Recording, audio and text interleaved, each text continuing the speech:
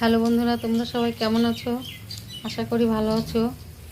দেখো, আজকে দশমী আর আগামীকালকে অপরা একাদশী আছে। সেই জন্য আজকে নিরামিষ খাবার খেতে হচ্ছে।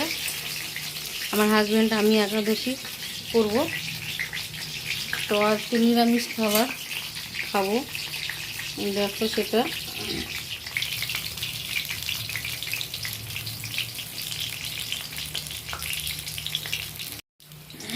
এই যে পটল গোটা গোটা খোসা ছাড়িয়ে তারপরে দেখো তেলে ভেজে নিচ্ছি। আর এটা পোস্ত বাটা দিয়ে হবে, পটল পোস্ত এটাকে বলে, পটল পোস্ত।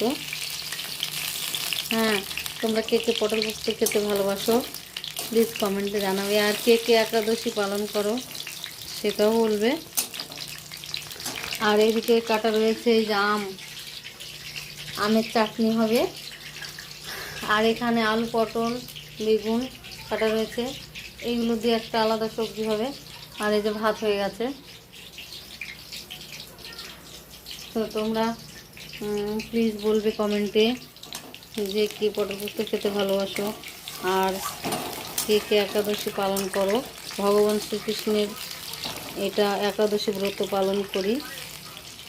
ওকে, তো